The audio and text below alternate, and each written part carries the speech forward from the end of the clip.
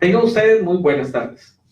Sean bienvenidas y bienvenidos a este proceso, este método que para nosotros, para mí particularmente, es muy novedoso.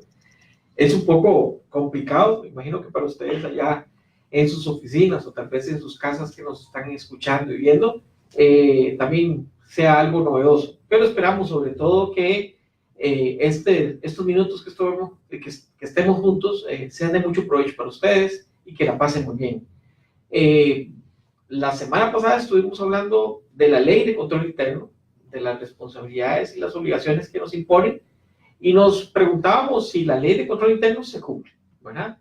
Hoy, si Dios quiere, vamos a hablar sobre las directrices de la Contraloría General de la República con respecto al control interno. Obviamente, por razones de tiempo, no podemos abarcar todas las directrices que existen, pero creemos que tenemos que hablar de estas que estamos agendando el día de hoy. Mi nombre es Javier Carvajal Molina, soy profesor del Instituto de Formación y Capacitación Municipal y Desarrollo Local, ya desde hace varios años.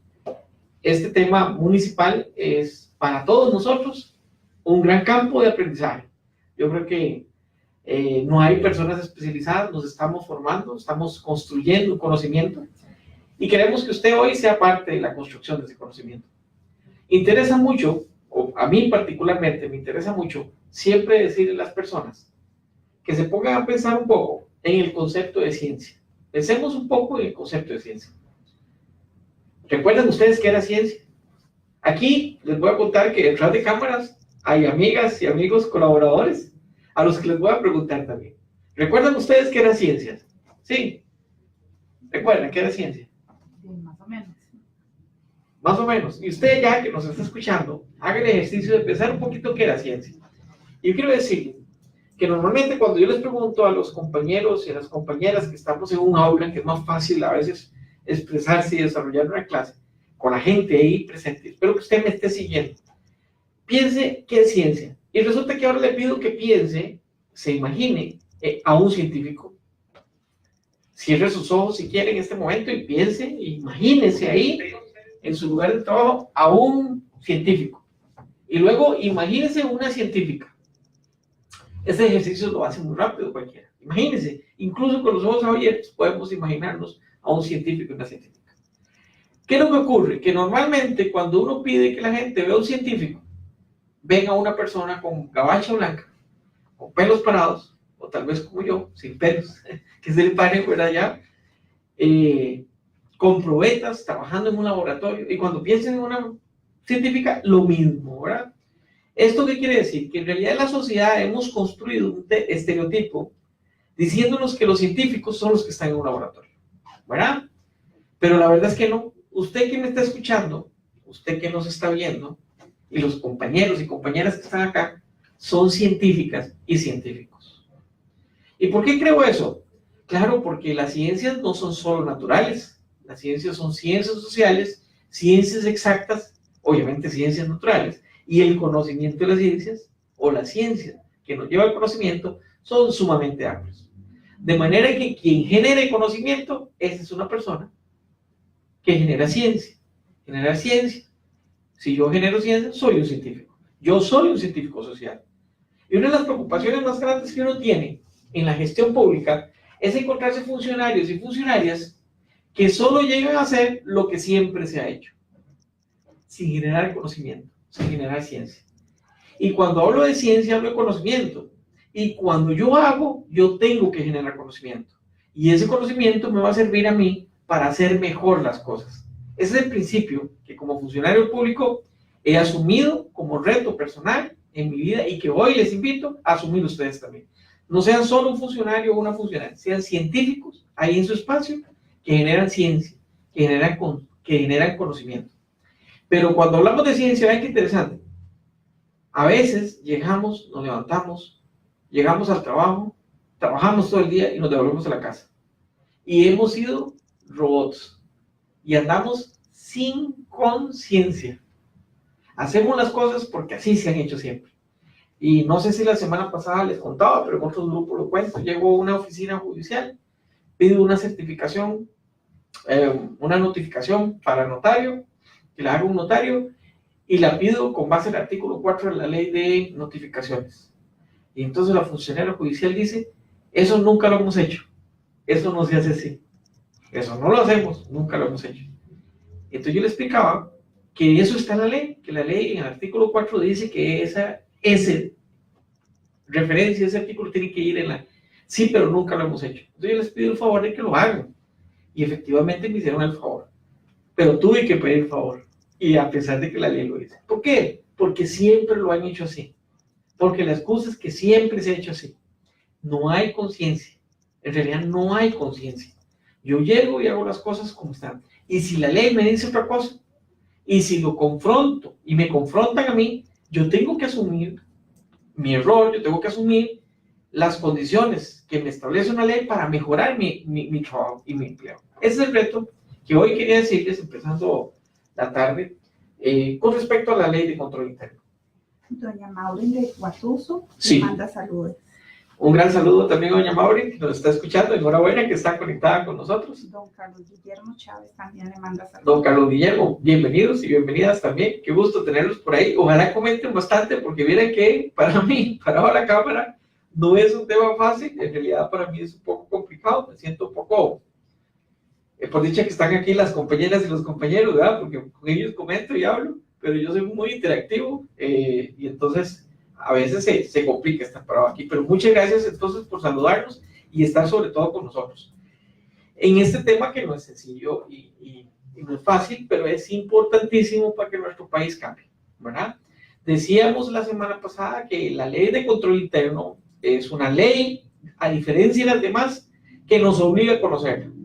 Sí, hay un principio constitucional que nos dice que nadie puede alegar ignorancia de la ley. Eso no quiere decir, este principio no quiere decir que yo tengo que conocer todas las leyes. No puedo, nadie puede. Pero la ley de control interno a mí me obliga a conocerla, ella misma me obliga, a diferencia de otras leyes. Yo no tengo que conocer la ley de contratación administrativa, no tengo que conocer la ley de administración pública, ni siquiera en el régimen municipal tienes que conocer el código. Yo digo que sí, ¿verdad? Pero no te obliga el código a conocerlo. En cambio, la ley de control interno te obliga a conocerlo, ¿verdad? De eso hablamos la semana pasada. Pero de conocerla, aplicarla, y de aplicarla, vivirla, ¿verdad? Entonces, ¿quiénes? ¿Y dónde?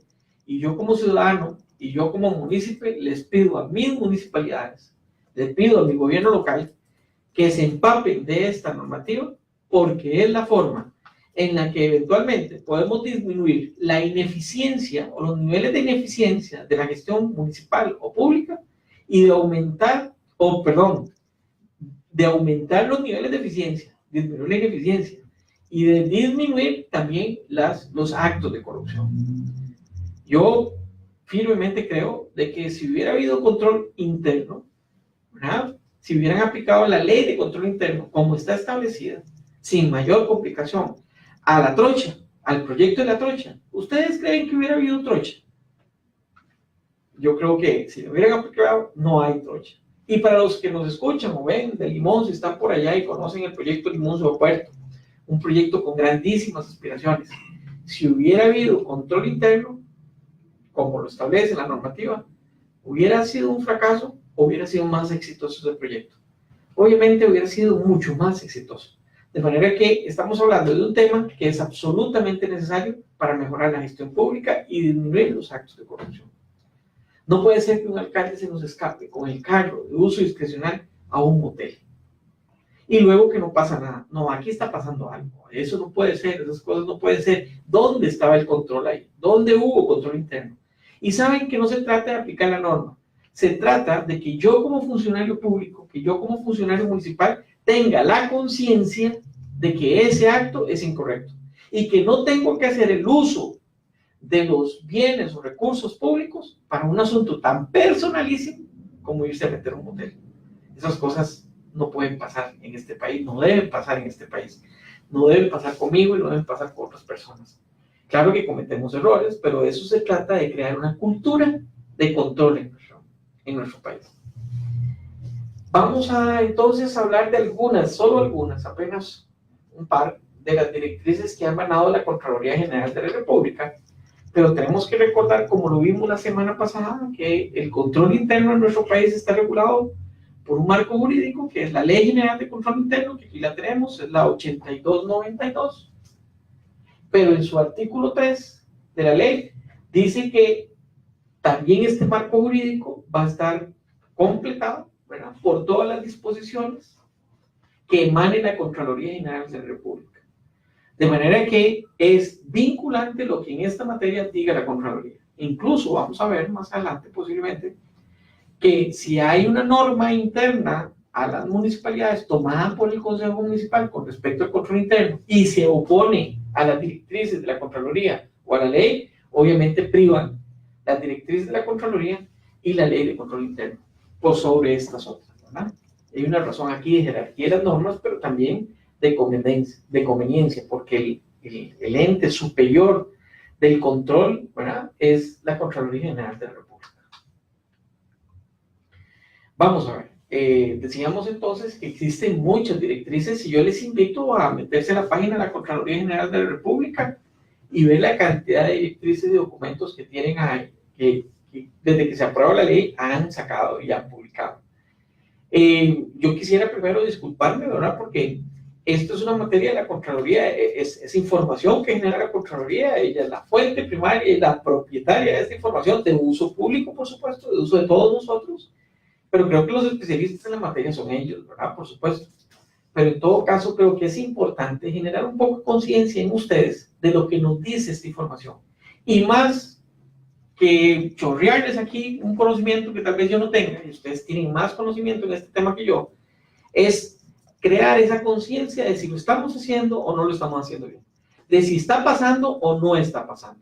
Y es despertar un poco esa inquietud y ese espíritu crítico en ustedes de estas normas. Porque seguramente muchos de ustedes están aplicando las normas, pero a veces yo me pregunto, ¿yo las estaré aplicando bien o las estamos aplicando mal? ¿Está pasando lo que me dice la norma o no? La experiencia personal es que muchos desconocen de esta normativa, de estas directrices en el régimen local, ¿verdad? Entonces, vamos a ver, por ejemplo, esta directriz que deben observar los funcionarios obligados a presentar el informe final de su gestión según lo dispuesto en el inciso E del artículo 12 de la Ley General de Control Interno. Miren que he visto ya, conozco personalmente a varios funcionarios que han dejado la gestión pública, directores o jefes, ¿verdad?, y resulta que no sabían que tenían que hacer un informe. Y hace poco conocí un caso de un director de un ministerio al que le abrieron un procedimiento por no haber hecho este informe. Lo que pasa es que no son todos, y no es todo el mundo que está enterado de eso, y los jerarcas tampoco están enterados de eso. Entonces, vamos a ver esta directriz que me parece muy importante en el ámbito local. ¿Por qué? Porque resulta que en el ámbito local tenemos una altísima rotación. Cada 4 años cambian los jerarcas. Y cada 4 años, eventualmente, con los jerarcas, con el cambio de jerarcas, pueden cambiar algunos titulares subordinados. Amén de los cambios que pueden haber en los titulares subordinados. De manera que en uno de los lugares donde va a haber muchos informes de gestión, de conclusión de gestión, es en las municipalidades. Bueno, igual pasará en el gobierno central, pero resulta que nosotros tenemos muchos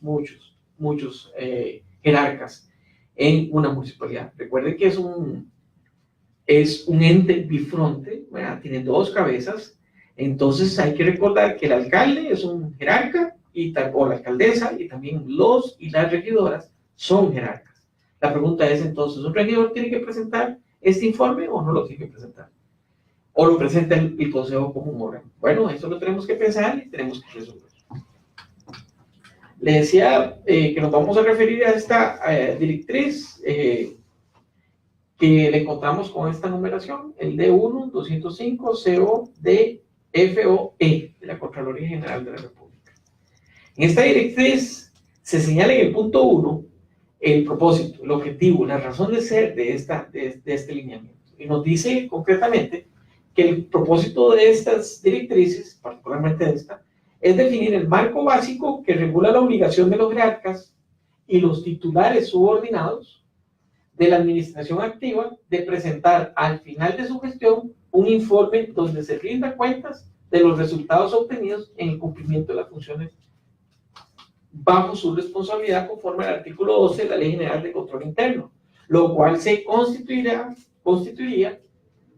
en uno de los medios para garantizar la transparencia en las actuaciones de los funcionarios públicos ante los administrados y para que los respectivos sucesores cuenten con información relevante en el desempeño de un puesto designado. Vean ustedes que esto es un link. Es decir, muchas veces escuchamos a la población, a los municipios, a los ciudadanos y las ciudadanas quejarse de que qué raro, que viene un gobierno y vota todo lo que hizo el gobierno anterior y propone cosas nuevas. Bueno, aquí la ley nos está diciendo, en la misma constitución política, un momento, si no se puede votar lo que se está haciendo bien, no, eso es muy irresponsable. El jerarca que abandona, el titular subordinado que abandona un puesto, tiene que decir qué es lo que estaba haciendo, cómo lo estaba haciendo, qué quedó pendiente, para que los que vengan, antes de entrar incluso, valoren si continúan con ese paso o lo cambian. Y yo aquí voy a cometer un atrevimiento, aprovechándome de la libertad de cátedra. Yo tengo libertad de cátedra aquí. Yo quiero poner un caso que salió en la prensa del que se habló mucho. A ver si esto se le aplica.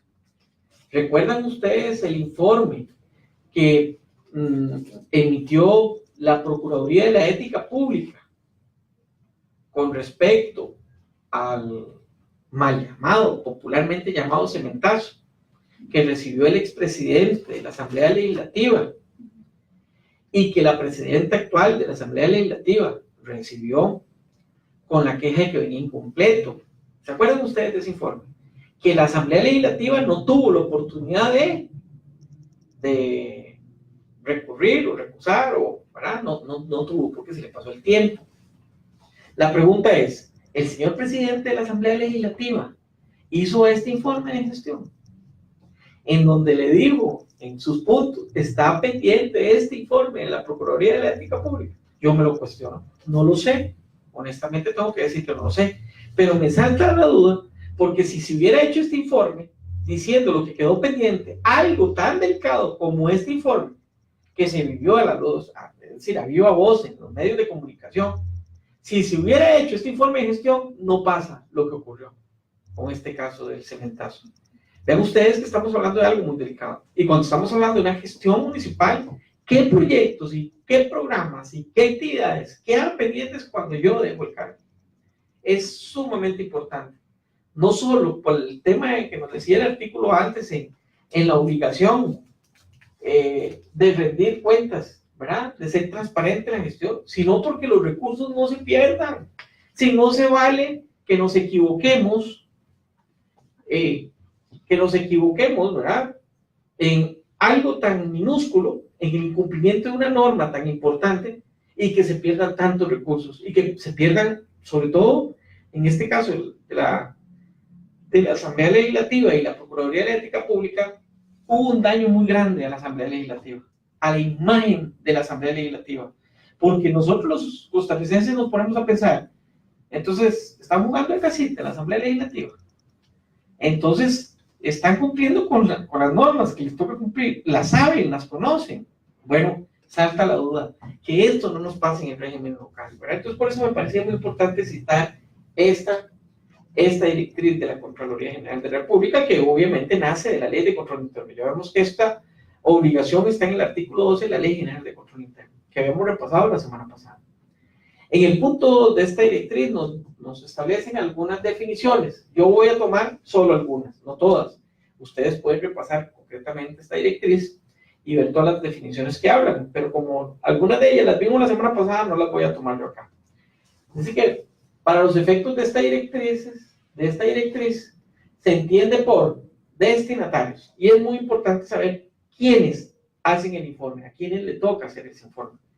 Entonces nos dice acá que se refiere a los sujetos que recibirán el informe de fin de gestión de parte de los respectivos jerarcas y titulares subordinados que dejan su cargo. Es decir, quienes tienen que recibir el informe, ya estamos viendo que son los destinatarios. Y no en todos los casos va a ser igual. Vamos a ver el caso concreto en las municipalidades, cómo operaría esto. El informe final de gestión nos dice en este apartado, en este punto 2, esta definición, que el informe de gestión es un documento mediante el cual el jerarca o titular subordinado rinde cuentas al concluir su gestión sobre los resultados relevantes alcanzados, el estado de las principales actividades propias de sus funciones y el manejo de los recursos a su cargo. Sí, esta información es vital, pero me voy a volver un poquito a los conceptos. ¿A quién le toca hacer el informe de gestión? Y voy a hacerles una pregunta. ¿Le toca al auditor, cuando lo cambiamos, hacer el informe de gestión? ¿Qué me dicen ustedes? Con lo que hemos visto, a un auditor, cuando cambiamos al auditor municipal, ¿le toca hacer este informe? ¿Qué contestan? ¿Alguien está contestando ahí? Nadie ha contestado. Le mando saludos, Lore Valverde Doña Lorena, un gusto. y Ana Lucrecia Esquivel. Un placer de saludarlos. Muchas gracias por estar con nosotros acá, a Lucrecia y a Lorena. Muchas gracias, de veras. Pero ustedes que están ahí, díganme, este informe lo tiene que hacer el auditor en el caso de cambiar al auditor, en el caso de que el auditor renuncie, en el caso de... ¿Tiene que hacer este informe? Bueno, entonces me voy a devolver. Y antes ya lo había dicho. Es un documento mediante el cual el jerarca o titular subordinado rinde cuentas. No es el auditor, ¿verdad? Definitivamente no lo es. Y antes, podríamos ver acá, el propósito de estas directrices es definir el marco básico que regula la obligación de los jerarcas y los titulares subordinados. Recordemos que ellos son parte de la administración activa, ¿sí? Y como habíamos visto la semana pasada, la administración activa son los jerarcas, los titulares subordinados y todos los demás funcionarios, con excepción de la auditoría, que no son de la administración activa. ¿Estamos de acuerdo? De manera que este informe no le toca presentarlo al auditor. En el punto 4 de las directrices, de esta directriz nos dice cuáles son los aspectos que deben considerarse en la confección del informe de fin de gestión. Todo funcionario público a nivel de jefatura que dirija un proceso, un departamento, una dirección, que dé órdenes y que puedan con sus decisiones cambiar el curso de acción, establecer planes, etc. Ellos son titulares subordinados.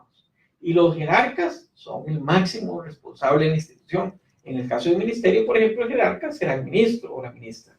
En el caso de las municipalidades, ya tenemos claro que son el alcalde y el consejo municipal, ¿verdad? Son los jerarcas institucionales. Entonces ellos son administración activa, pero a la administración activa se le suman todos los demás funcionarios. ¿Quiénes son responsables del control? Todos los funcionarios, todos, ¿verdad? Somos responsables. Pero de que haya un sistema que funcione, que haya un ambiente de control, es de los titulares subordinados y de los jerarcas. Entonces vamos a ver, interesa que ustedes vean conmigo rápidamente cuáles son la estructura, cuál es la estructura de este informe que tienen que presentar. No hay que memorizarlo porque aquí está. Pero lo terrible, ¿saben qué es? Que ahí está y no lo leemos. Y es el caso que poníamos la semana pasada y que yo normalmente le digo a la gente, Carlito, ¿usted tiene teléfono celular? Sí. Señor. ¿Sí tiene teléfono? ¿Lo compró nuevo o se lo regalaron o cómo fue? Sí, lo dan en el plan. Lo compró con un plan. Bueno, ¿y qué es un iPhone 10? Bueno, no importa lo que sea. La pregunta que le tengo para Carlos, aquí el compañero que nos acompaña y nos ayuda con toda esta tecnología que yo solo no puedo manejar, que yo no sabía cómo manejar. Carlitos, ese teléfono venía en una cajita cuando usted lo compró. Sí, señor. Y traía un catálogo. Sí, señor. ¿Se leyó el catálogo? Completo no. Completo no. Vamos a ver si se lo leyó incompleto o para ver si la parte que leyó es la que yo le voy a preguntar. ¿Cuántos contactos le caben a su celular? Esa parte no la leyó en el catálogo. Es que terrible. Leyó solo una parte que no le estoy preguntando. Qué mala suerte. El tema es que normalmente compramos un carro y ese carro viene con un catálogo. Compramos un celular y viene con un catálogo. Y casi todos los aparatos electrodomésticos que compramos tienen un catálogo. Y pónganse a pensar usted cuántos leemos el catálogo. Quiere decir que hay cosas del teléfono de Carlos y de mi teléfono, tal vez del suyo y de ustedes, que no estamos usando en su máximo potencial porque no leímos el catálogo. Y decíamos que la computadora que tiene un teléfono celular de hoy, por más barato que sea, ¿sí? O por más cómodo, sencillito que sea, es más potente que la primera computadora que viajó al espacio, en la nave espacial. Con ese potencial, y nosotros no leemos el catálogo. Ahora, resulta que si se hubiera leído el catálogo en la Asamblea Legislativa sobre la rendición de informes, ¿verdad?, de gestión, posiblemente no hubieran pasado lo que pasamos como país, la vergüenza de que si se entregó completo y que si no se entregó completo, de que si lo tenía o no lo tenía la señora presidenta de la Asamblea actual, ojo, es decir, se leyeron el catálogo y ya casi la respuesta es no se lo leyeron. No puede ser que yo como funcionario público me obligue la ley y no me lea este catálogo. Entonces el esfuerzo que como instituto, ¿verdad?, de formación y capacitación municipal estamos haciendo nosotros es tratarles de, no que memoricen, que se aprendan eso, no, es crearles una conciencia de que en la función en la que estamos obligados a conocer de esta información y estamos obligados a manejarla. Y ahora vamos a ver el rollo de a quién le toca decirle a alguien que haga esos informes. Y vamos a preguntarnos si está pasando en mi municipalidad. Vamos a verlo más adelante. Pero entonces nos dice que el documento tiene que tener un primer apartado, que es la presentación. Y nos dice entonces, en este apartado, entre otros asuntos que se consideren pertinentes, se efectuará la presentación del documento al respecto, el respectivo destinatario, mediante un resumen ejecutivo del contenido del informe. En otras palabras, en esta presentación le vamos a explicar al lector que debe ser el destinatario, ¿verdad? Recordemos que nos decía que el destinatario es aquella persona que va a sustituirme a mí o a la que me toca darle el informe. Lo vamos a ver con más detalle qué pasa en las municipalidades, a quién es ese destinatario. Pero este destinatario le vamos a explicar en este primer apartado de la presentación qué va a encontrar en el documento. En el documento va a haber 3 capítulos, 2 capítulos, 5 capítulos, y cada capítulo va a tratar sobre eso. Van a haber 2 apartados con 5 capítulos cada uno, qué sé yo. En esta parte yo lo voy a explicar de una forma ejecutiva, en un resumen ejecutivo, qué es lo que va a encontrar el lector en este documento. Don Jorge Pérez saluda desde el Consejo Municipal de Lepanto. Don Jorge, un saludo muy grande acá, desde Sabanilla, en la UNED, en las instalaciones del Instituto de Capacitación. Un caluroso abrazo para todos ustedes que nos escuchan y muchas gracias por vincularse con nosotros por este medio. En realidad, les agradezco mucho que nos manden sus saludos. Me saco un poco de estar hablándole a una cámara, ¿verdad? Pero en realidad el saber que hay gente allá del otro lado, ahí detrás de esta cámara, con uno, es bastante reconfortante, ¿verdad? No estamos hablando de una cámara, en realidad es a ustedes. Y este programa es para ustedes, o este proceso, no sé cómo decir, es para ustedes. Entonces tenemos que el segundo punto, el segundo contenido del documento tiene que ser los resultados de gestión. Esta sección del informe deberá contener al menos información relativa a los siguientes aspectos.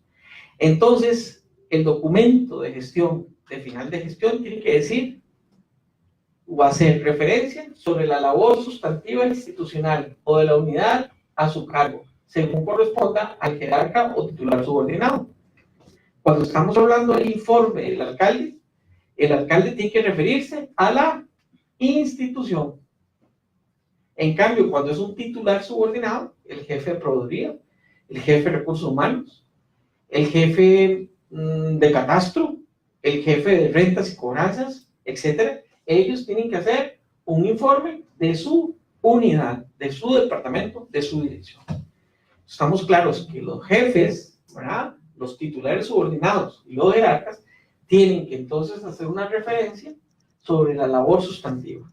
La labor sustantiva es qué es lo más importante que yo hago, ¿verdad? Si no vamos a hacer una referencia a todo, ¿verdad? Cuando se trata de la alcaldía es importante que partamos de una referencia de las labores, obviamente que realiza la municipalidad, pero cuando yo tenía un programa de gobierno, cuando yo tenía una expectativa de llegar a hacer algo, yo tengo que decir qué hice y qué dejé de hacer partiendo de esas áreas sustantivas. ¿Qué hicimos en gestión de cobro? ¿Qué hicimos en gestión de cobro con servicios? ¿Qué hicimos en gestión de cobro con patentes? ¿Qué hicimos en gestión de cobro con impuestos como bienes inmuebles, etcétera, verdad? cómo se mejoró la gestión de cobro administrativo y la gestión de cobro judicial, etcétera, ¿verdad? ¿Qué está pendiente por realizar? Esa es la referencia que tenemos que hacer acá. También otro punto que tiene que ir en este contenido es los cambios habidos en el entorno durante el periodo de su gestión, incluyendo los principales cambios en el ordenamiento jurídico que afectan el quehacer institucional o de la unidad según corresponda, al jerarca o titular subordinado. Yo no sé cuántos alcaldes o alcaldesas han llegado a una municipalidad, y lo voy a decir por mi cuenta. Cuando yo llegué como alcalde en la municipalidad de Heredia, no supe, nadie me dijo, no sabía cuándo se modificó o de cuándo era la ley de patentes de mi cantón. Entonces uno se pregunta, ¿y eso qué? Y por si no tiene que saberlo. Miren que estamos hablando de una de las fuentes de ingresos más importantes que tiene la municipalidad, cualquier municipalidad, que es su ley de patentes. ¿Cuándo fue modificada? ¿Cuándo fue reformada? ¿Cuándo fue creada? ¿Cuándo fue derogada anterior? Es sustantivo, es importantísimo para la gestión del que viene, para su gestión. Yo lo hice, yo no hice modificación de las patentes, de la ley de patentes, y la ocupaba o no la ocupaba. ¿Qué pasó con mi gestión? ¿Verdad?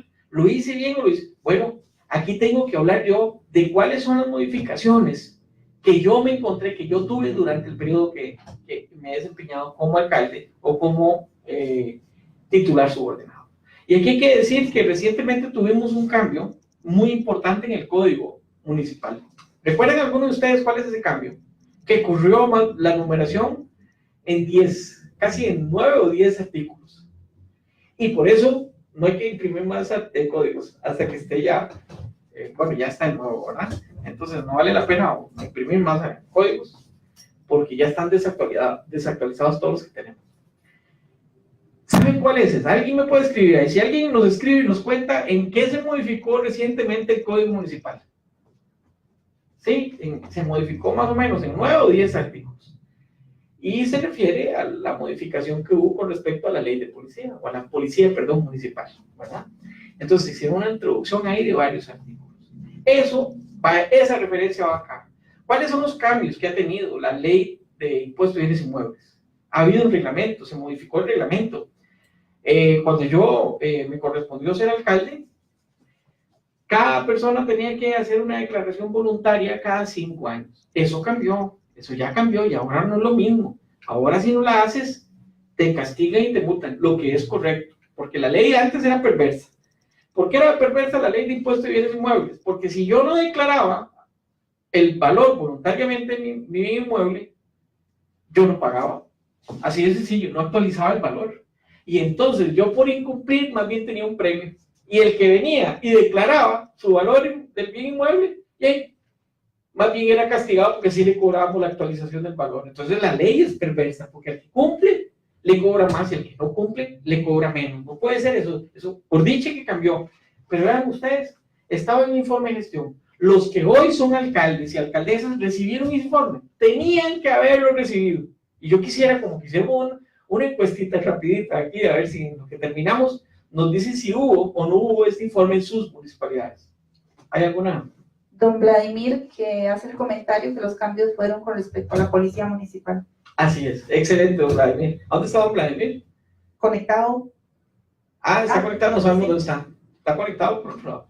Exactamente, se refieren a los artículos que establecen y manejan o regulan el tema de la policía municipal. Así es, que hizo correr la numeración en 10.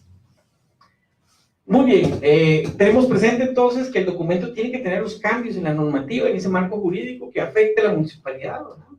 Como ha ocurrido, también hubo otra norma que modificó el artículo 75 del Código Municipal, que se refería a las aceras también.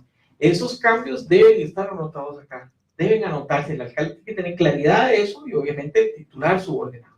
Ahora, no son los alcaldes solos los que hacen o preparan este informe. Obviamente los titulares subordinados tienen que ayudar en la preparación de este informe.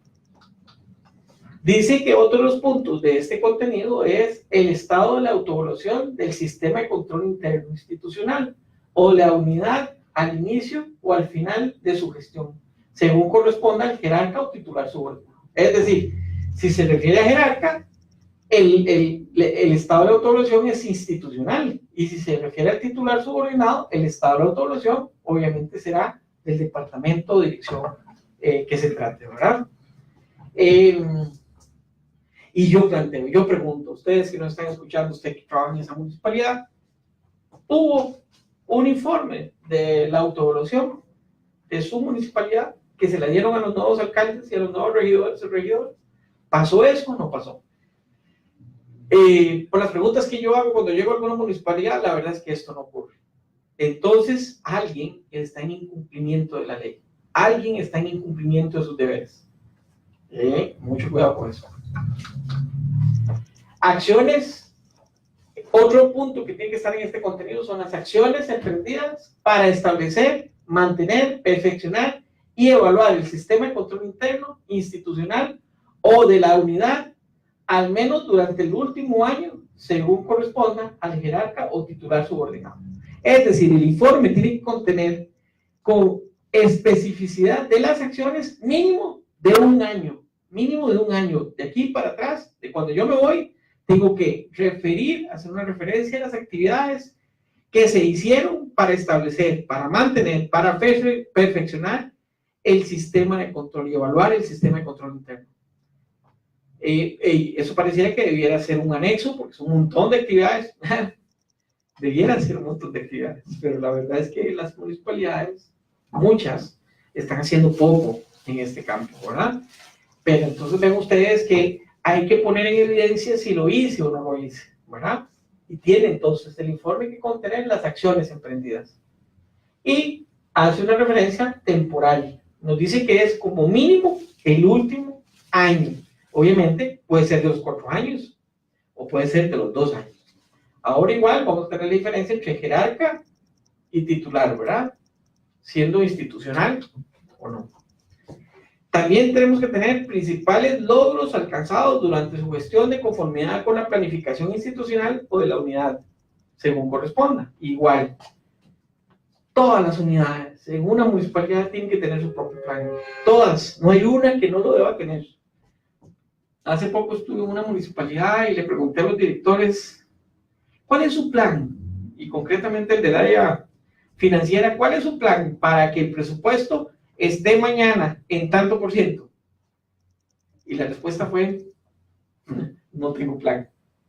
Sí, no puede ser. Todas las oficinas, todas tienen que tener un plan, todas. Y el alcalde y la alcaldesa deben de procurar para que esto ocurra, porque no son un lujo, son una necesidad.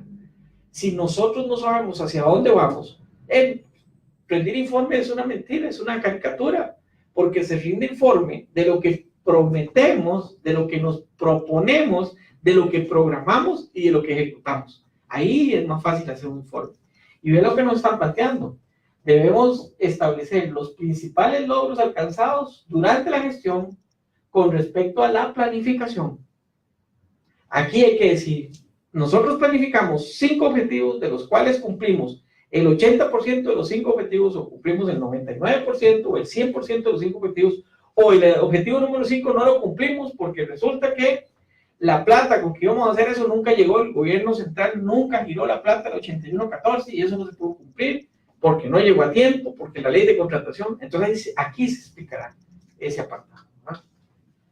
Dice también que debe contener un estado de los proyectos más relevantes en el ámbito institucional o de la unidad, existentes al inicio de su gestión y de los que dejó pendientes de concluir.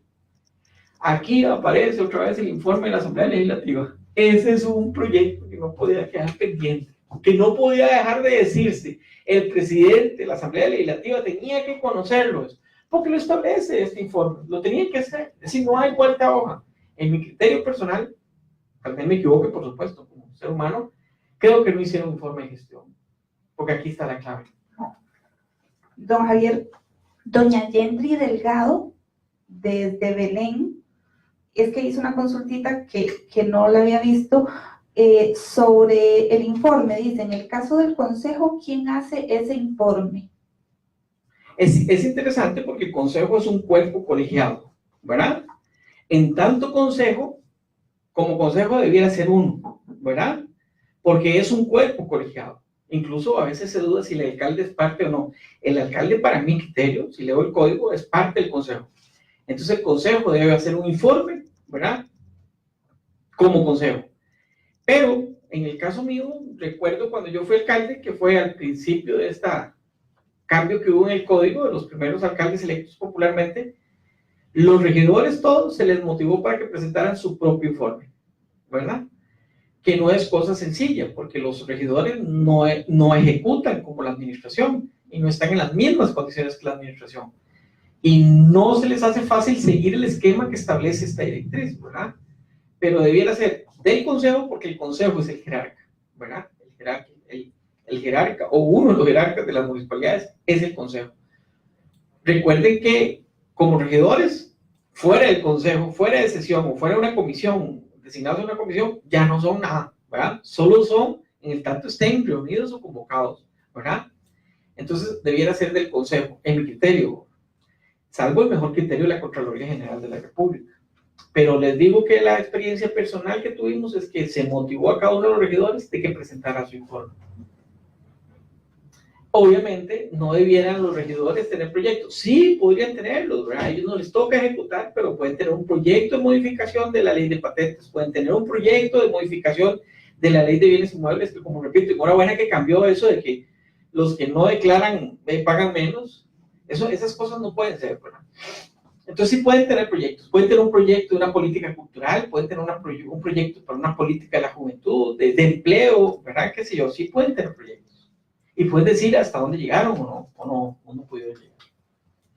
Otro de los contenidos que tiene que tener este informe, este apartado número 2, es la administración de los recursos, explicar cómo se administraron los recursos financieros asignados durante su gestión a la institución o a la unidad, según corresponda. Bueno, para el alcalde o la alcaldesa este tema es trascendental, ¿verdad? Yo llegué a la municipalidad con un presupuesto X y lo dejé con tanto. Tuve un crecimiento porcentual de tanto. En la gestión de cobro recuperamos tanto. Teníamos un pendiente de cobro y ahorita está en tanto.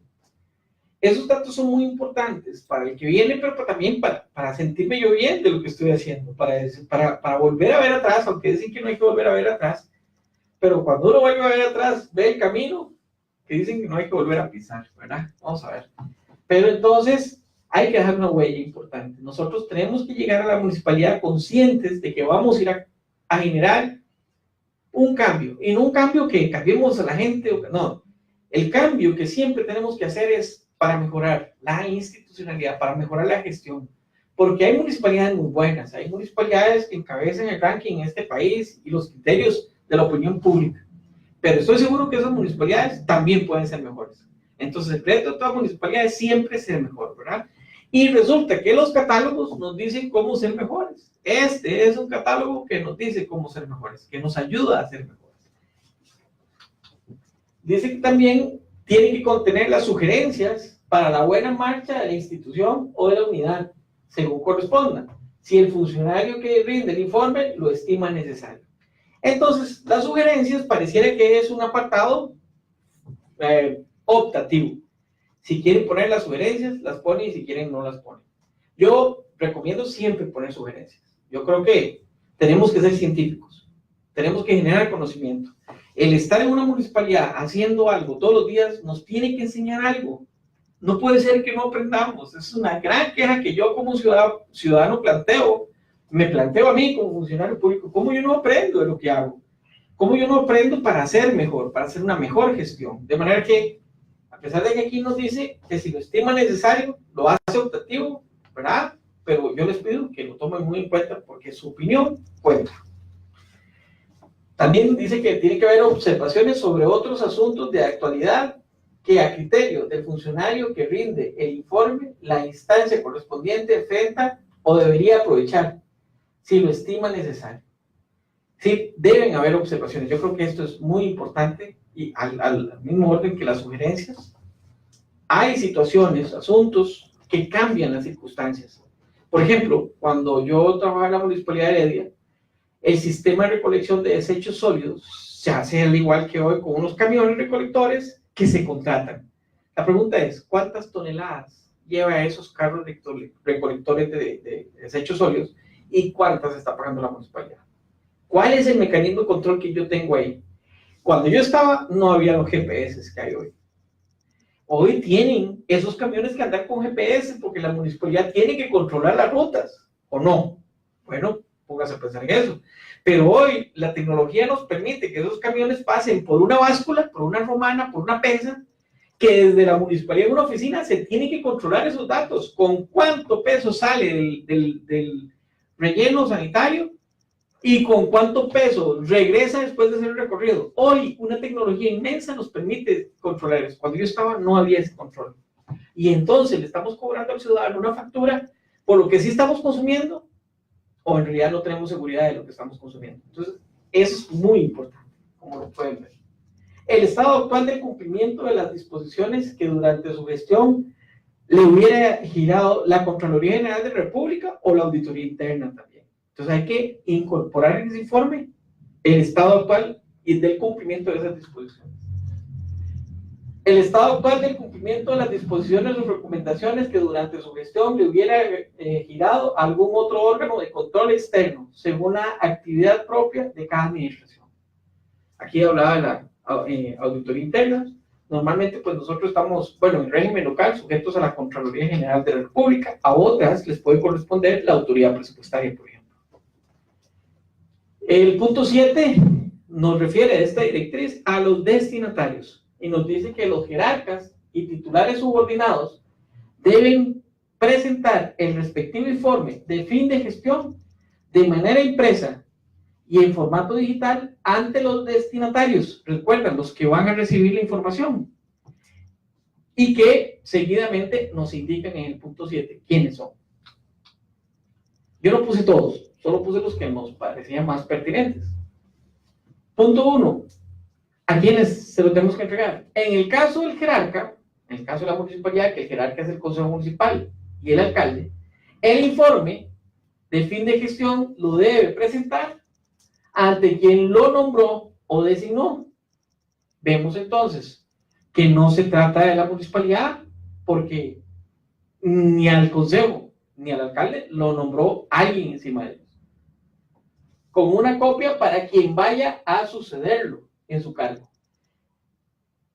Por ejemplo, al ministro o a la ministra que los nombra el presidente o el consejo de gobierno, pues se les presenta entonces al presidente y al consejo de gobierno. En los casos en que el jerarca sea un órgano colegiado, cada uno de sus integrantes presentará individualmente ese documento. Me corrijo y aquí está clarísimo, ¿verdad? Y les decía que en el caso de la Municipalidad de Heredia, por lo menos en mi tiempo, todos los regidores se les estimuló a hacer este documento. Cuando el jerarca sea designado por la elección popular, el citado informe únicamente se debe presentar a su sucesor a través de la unidad institucional encargada de la gestión de recursos humanos. Y aquí surge un actor fundamental en esta responsabilidad. El encargado de la gestión de recursos humanos, el Departamento de Recursos Humanos. Vean ustedes que cuando el jerarca es designado por elección popular, el citado informe únicamente se debe presentar a su sucesor. Quiere decir, el alcalde se lo tiene que presentar al alcalde o alcaldesa que lo sucede. Y al consejo que lo sucede, a través de la unidad institucional encargada de la gestión de recursos humanos. ¿A quién le tienen que entregar el informe? Al encargado de recursos humanos de cada municipalidad. Y él tiene la responsabilidad de trasladarlo a las próximas autoridades. En el caso de un titular subordinado, el informe, que es un jefe, el jefe de proveeduría, el jefe de catastro, el jefe de rentas y cobranzas, etc., el informe de fin de gestión lo debe presentar a su superior jerárquico inmediato, con una copia para su sucesor, ¿verdad? Entonces, tiene que presentar dos documentos en realidad a su superior, que si fuera, por ejemplo, el jefe de proveeduría, pues se lo tendría que presentar al alcalde o alcaldesa, y dejarle uno al proveedor que lo va a suceder. Pero no lo espera que llegue, sino que se lo manda al jefe de recursos humanos, el encargado de gestión de recursos humanos, porque ese tiene la responsabilidad de trasladarlo al que venga. En todos los casos anteriores, se deberá remitir copia del informe a la respectiva unidad institucional encargada de la gestión de recursos humanos. Ven ustedes el papel preponderante que se le da acá a la gestión de recursos humanos de cada municipalidad o institución pública. Asimismo, se debe presentar copia al área de la unidad administrativa que administra de existir la página web. Si hay una página web, a esa persona también hay que mandar el informe para que la carguen en la página. Doña Yentri Delgado hace la consulta. ¿Qué procede en caso de que el informe no lo presenten?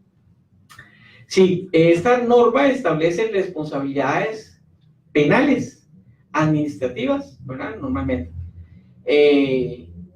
Civiles no, porque no hay resarcitorio ahí, pero en el caso de un jerarca, puede ser que se le suspenda del nombramiento, se le impida el nombramiento en cargos de elección popular, ¿verdad? Entonces sí hay sanciones que están establecidas por la ley de control interno. Acciones de la unidad encargada de la gestión de recursos humanos. A la unidad encargada de la gestión de recursos humanos le corresponderá realizar las siguientes acciones. Y las puntualizamos porque están cumpliendo o no las están cumpliendo. Y es más, saben los encargados de recursos humanos que tienen esta responsabilidad. Saben las regidoras y los regidores este rollo que tienen que llevar los recursos humanos, no a la Secretaría del Consejo. Bueno. Prevenir por escrito a los jerarcas o titulares subordinados antes de que dejen su cargo. Ojo, el Departamento de Recursos Humanos tiene que hacer una prevención a los titulares subordinados y a los jerarcas antes de que dejen su cargo de presentar esos informes sobre la obligación de cumplir con lo indicado en estas directrices. Dicha prevención se debe comunicar en la medida de lo posible un mes antes de que dejen el cargo, con una copia para la unidad institucional encargada de la entrega y recepción de los bienes de esos funcionarios para su competencia. Don Javier, doña Yentri consulta que qué sucede si el jerarca se reelige. Muy buena pregunta porque ¿terminó la gestión o no la terminó? Y entonces mi respuesta sería sí terminó una gestión. Yo soy nombrado por 4 años, yo no soy nombrado por 8 años. Debiera haber ese informe. Me parece que es importantísimo que sí lo haya. ¿A quién se le presentaría el informe? Bueno, recuerden que estamos diciendo acá que se lo deja a recursos humanos, ¿verdad? Y al sucesor, que sería él mismo, ¿verdad? Pero sí es importante, les voy a decir por qué creo que es importante. Porque no se trata de cumplir una ley, se trata de hacer el ejercicio de si lo estoy haciendo bien o lo estoy haciendo mal. Se trata de hacer un alto en el camino y revisar. Hace 4 años ingresé y cumplí lo que había prometido. Hace 4 años ingresé, ¿cuáles cambios ha habido en la norma? Y hacer un ejercicio de revisión. Todos estamos nombrados por 4 años, no por 8, ni por 12, ¿verdad? Entonces, al término de esa gestión. Pero la pregunta es muy válida, me parece muy interesante, y yo igual ahí me someto a la autoridad de la Contraloría General de la República, que es la que emite esta materia y regula esta materia, ¿verdad? Porque al no dejar su puesto, tendrá que rendir informe. Yo particularmente considero que debe rendirlo porque su gestión era de 4 años, ¿verdad? Pero en realidad no conozco la materia que ha definido, ¿verdad? Concretamente la Contraloría General en los casos prácticos, que han habido mucho. Lo que sí creo, lamentablemente, y espero estar equivocado también, es que no todos los alcaldes, no todos los regidores y regidoras han presentado estos informes, como lo establece la ley desde principios de los años 2000.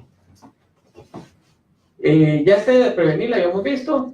O la 2 de las responsabilidades de recursos humanos es entregar a los sucesores de los jerarcas o titulares subordinados una copia del informe de gestión que su antecesor, en los casos que correspondan, conforme al inciso 2 de la directriz de esta directriz, ¿verdad? Es decir, ellos lo reciben y ellos lo tienen que entregar a los sucesores. Les corresponde también custodiar las copias de los informes de gestión que les sean remitidos de acuerdo a lo señalado en el inciso 4 de la directriz 7. La pregunta es, ¿hoy puedo ir yo a los departamentos de recursos humanos para pedir los informes del 2007, del 2010, ¿verdad? Ya fue de 10 o 11, y hasta el 16, que fueron las últimas elecciones, si no me equivoco, ¿verdad? Es decir, ¿estarán esos informes en recursos humanos? Bueno, es interesante hacer la investigación de si eso está ocurriendo o no está ocurriendo. Mantener disponibles las copias de los informes de fin de gestión que reciban, digitales o impresas, para para efectos de consultas de los ciudadanos interesados, así como de cualquier órgano de control externo o interno, utilizando mecanismos de carácter oficial que estimen pertinentes, como algún centro de documentación o bibliotecas institucionales, pizarra u otros medios que faciliten su acceso, ¿verdad? Mantener, esto también le toca a la Unidad de Recursos Humanos, mantener un registro actualizado de los jerarcas y titulares subordinados que al final de su gestión cumplieron o no con la presentación del citado informe, el cual debe estar a disposición para consulta de quien lo requiera. Pero ustedes, qué interesante. Las oficinas de recursos humanos tienen que tener la lista de todos los titulares subordinados y de los jerarcas que han llegado y han partido de la municipalidad. Y si tienen o no tienen, o si presentaron o no presentaron el informe. Esto ocurre en nuestra municipalidad. Esto está pasando en nuestras municipalidades. Bueno, tamaño rollo para los departamentos de recursos humanos. Igual responsabilidad tiene el encargado de recursos humanos. Si un funcionario no cumple con este informe y no fue prevenido, el problema es del jefe o encargado de recursos humanos, no del funcionario no prevenido. En el punto 9 nos dice que la entrega formal de los activos por parte del jerarca o titulares subordinados. Cuando nosotros llegamos a la municipalidad nos hacen responsable por la silla, por el escritorio, por computadora, por teléfono. Todos esos activos igualmente tenemos que devolverlos, tenemos que regresarlos. Y nos dice acá este punto 9, esta directriz, que la administración activa deberá desarrollar e implementar los procedimientos necesarios para que mediante un acto formal se materialice la entrega y recepción de los bienes institucionales asignados a los jerarcas y titulares subordinados. Para esos efectos, deberá designar la unidad interna encargada de esa función. Normalmente vamos a hacer actas de recepción y actas de entrega de activos, y normalmente esta materia le va a corresponder a la Procuraduría, al área de control de activos. Dice, ya casi terminamos. ¿Cuántos tiempos nos queda? No importa, ya terminamos. Ya casi terminamos con esta parte. El plazo para la presentación del informe de fin de gestión y la entrega formal de activos. Los jerarcas y los titulares subordinados deben presentar el informe de fin de gestión al respectivo destinatario a más tardar el último día hábil de sus labores. No hay vuelta de hoja. Pero, indistintamente de la causa por la que se deja el cargo, ¿verdad? En el caso de que la salida del funcionario se produzca en forma repentina, deberá presentar el informe 10 días hábiles contados a partir del último día en que dejó su cargo. Doña Evelyn Garro hace la siguiente consulta. En el caso de la no prevención, ¿no es cierto que tanto recursos humanos como el funcionario serían responsables? Porque nadie puede alegar desconocimiento de la ley. Sí, ya tiene razón con respecto a ese principio, pero normalmente tenemos el caso de que la Contraloría nos hace la prevención. Entonces, lo que operaría es un procedimiento contra el encargado de recursos humanos por incumplimiento del deber. Cuando yo no presenté el informe que me tocaba presentar, y no puedo alegar ignorancia de la ley, ciertamente, pero lo normal es que la Contraloría te previene. Y recuerdo muy bien el caso, por ejemplo, de la declaración de bienes que tenemos que hacer ante la Contraloría. Todos sabemos que tenemos, cuando llegamos a ser alcaldes o regidores, tenemos que presentar esa. Conozco el caso de un alcalde, y no voy a referirme cuál es el alcalde, que no presentó el bendito informe de declaración de bienes. Entonces, lo que procede por no presentarlo es el despido. Pero antes de despedirlo, la Contraloría le hizo la prevención. ¿Ves? En este caso, se hace la prevención para que yo cumpla, ¿verdad? Entonces, es un proceso como que resguarda el debido proceso y custodia mi derecho de defensa, ¿verdad? Entonces, se hace normalmente la prevención. Y para terminar la historia de este señor alcalde, a pesar de que la Contraloría lo previno, no presentó el informe de declaración de bienes, de manera que lo terminaron despidiendo. Pero este era alcalde en el momento en que los alcaldes recién habían sido ejecutivos y eran nombrados por el Consejo Municipal, de manera que la Contraloría ordenó su destitución, lo destituyeron, y a la semana siguiente el mismo Consejo lo volvió a nombrar. Así que y ahí sí presentó el informe de bienes, ¿verdad? Era como un capricho en aquel momento. Pero entonces, sí, usted tiene razón, tiene responsabilidad el funcionario que no lo hace, ¿verdad? pero bajo el principio del debido proceso y el derecho de defensa, siempre se les hace normalmente la prevención. Y por eso la ley establece la obligación de hacer la prevención. Bueno, ahí está clarísimo, la prevención tiene que darse. En caso de que en la salida del funcionario, ya eso lo vimos, se produzca de forma repentina, el informe debe presentarse con 10 días hábiles. Como complemento de la presentación del citado informe, los funcionarios mencionados deberán hacer la entrega formal de aquellos bienes que se les hubieran otorgado en el ejercicio del cargo o la unidad interna designada por la administración activa. Esta entrega de bienes deberá efectuarse a más tardar el último día hábil que elabore el funcionario, indistintamente de la causa de finalización. Responsabilidad en la aplicación de la normativa. Esto era, para mí, recitarlo, porque ya lo hemos citado, ¿verdad? Repetirlo. Los jerarcas, los titulares subordinados y los demás funcionarios de las unidades internas de cada administración activa a quienes les aplique la presente normativa serán responsables de su efectivo cumplimiento en lo que corresponde.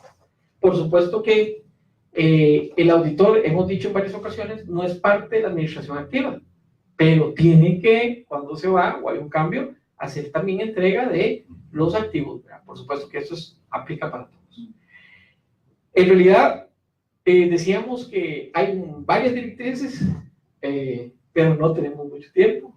Hemos hecho un repaso de esta directriz que espero que les haya sido de utilidad, y sobre todo la idea es motivarlos para que ustedes se metan a la página de la Contraloría y busquen otras directrices. Hay varias interesantes que creo que tienen que ver. Hay una referida al control interno que vamos a ver la próxima semana, si Dios quiere, a los elementos y el sistema de control interno, si Dios quiere la repasamos la próxima semana, pero hay otra también para hacer un diagnóstico de la madurez del sistema de control, que yo les recomiendo también para que la vean y la revisen. En realidad para mí ha sido un placer, me hubiera gustado más tenerlos de forma presencial, pero bueno, por lo menos Dios nos ha permitido esta oportunidad de ingresar a sus trabajos, a sus casas, por este medio, y enhorabuena que la universidad nos permite esta tecnología y llegar de esta forma a ustedes también casi que en cualquier parte del país o del mundo, ¿verdad? Entonces, para mí ha sido un placer compartir con ustedes y espero que en la próxima sesión del próximo 16 de agosto, porque el 15 de agosto que estamos dando esta sesión los miércoles, la última es el próximo 16 porque el miércoles es feriado, es 15 de agosto, y aprovecho entonces para todas las mamás y a nuestras mamás desearles un feliz día para la próxima semana. Muchas gracias y buenas tardes. Don Javier, vamos a habilitar un momentito por si alguien tiene alguna otra consulta. Así que los instamos a realizarla.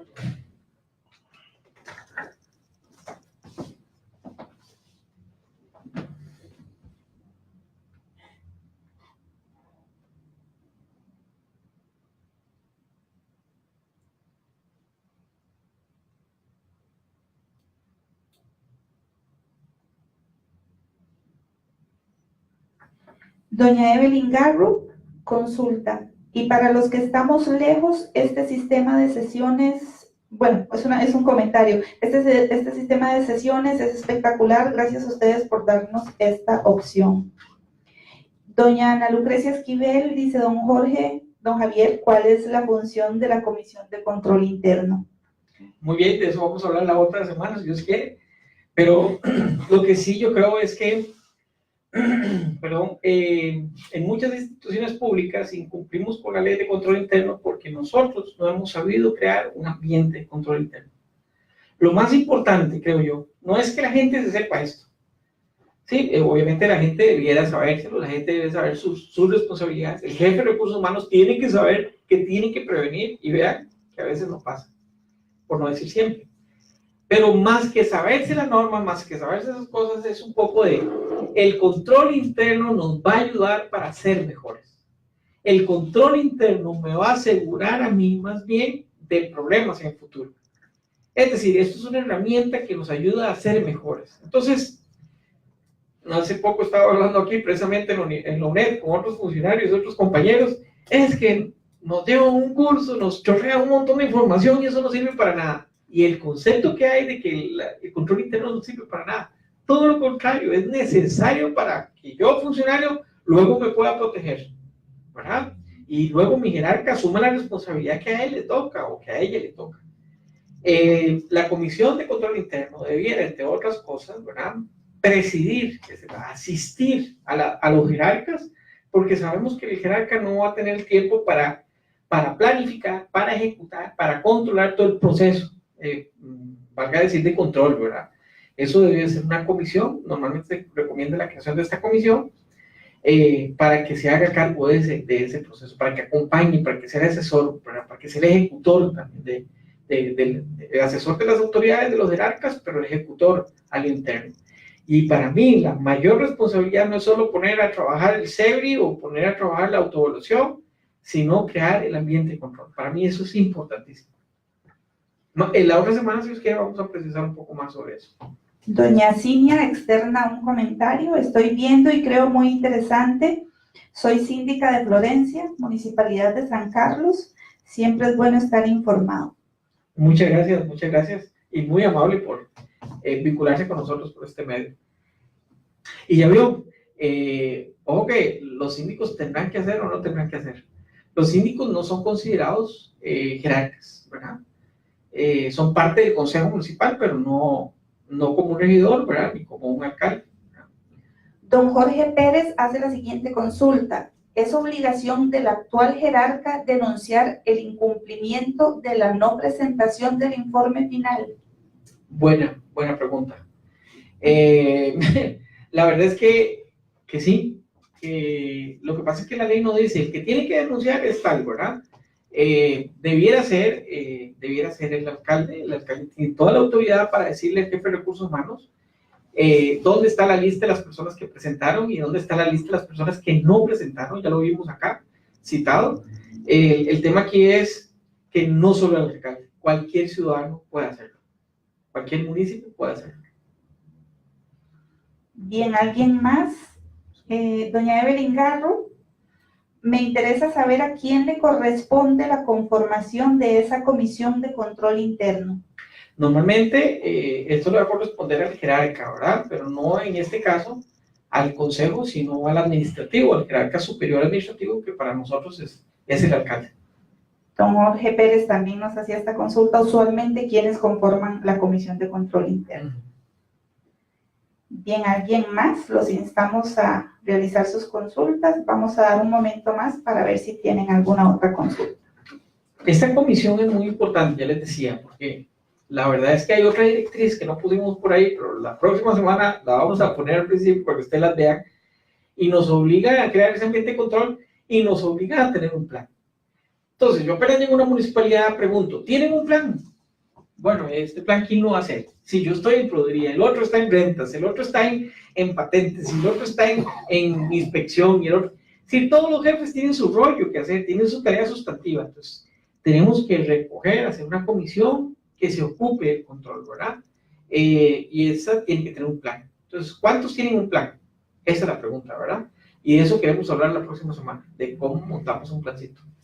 Na Rodríguez Ugalde hace el siguiente comentario. Cuando somos partícipes del gobierno local, es muy importante que conozcamos la legislación que podemos utilizar para el beneficio del cantón.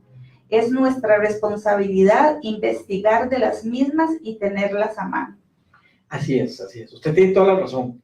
El mundo de las normas es inmenso. En nuestro país hay de normas de todo, ¿verdad? Pero hay que tener claro, si yo quiero manejar bien mi carro y saber qué significa cada una de las luces que están en el dash, tengo que leerme el catálogo, tengo que leerme el manual. Y si quiero ser un buen funcionario público, si quiero ser un buen regidor, una buena regidora, un buen alcalde, léase el catálogo.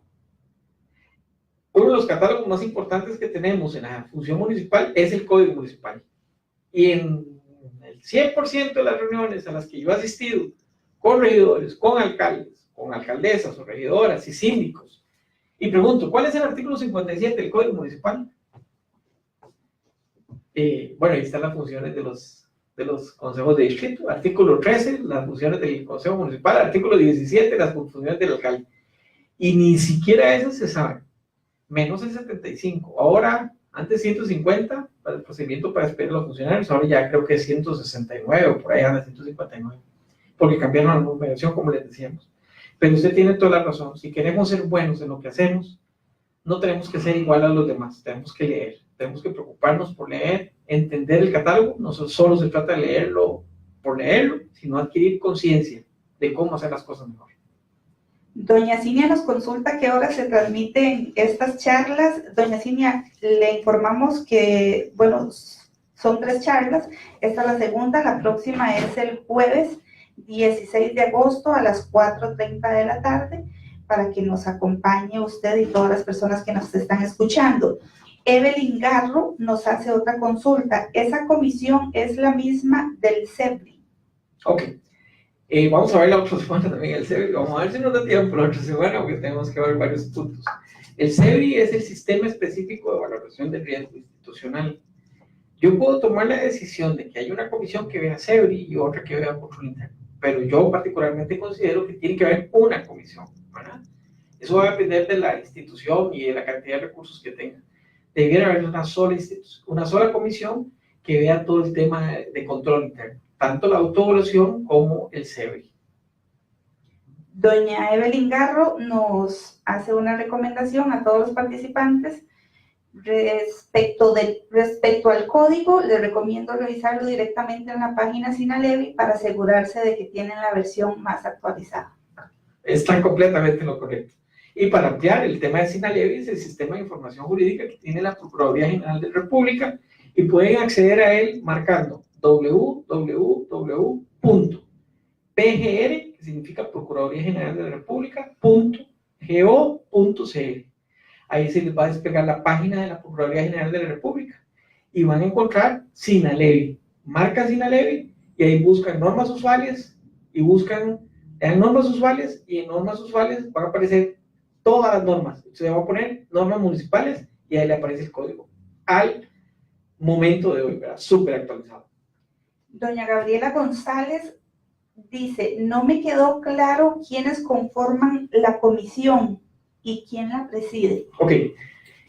Quien la constituye, que no es lo mismo que la conforma, quien la constituye, quien la instruye, es el jerarca, el alcalde, ¿verdad? Y él va a elegir de los titulares subordinados o de sus asesores o de funcionarios en el campo de la planificación, perdón, normalmente las que tengan unidades de planificación, ¿verdad? Los funcionarios, miembros de la comisión. Entonces van a ser funcionarios de la administración activa, ¿verdad? No de la auditoría. Los miembros de la auditoría no son parte de esta comisión, son los de la administración activa, que pueden ser entonces titulares subordinados o algún funcionario de interés por su profesión o especialidad o experiencia. Entonces son funcionarios municipales. No sé si contesté bien la pregunta. ¿Me la repetís, por favor? Sí, permítame un segundito.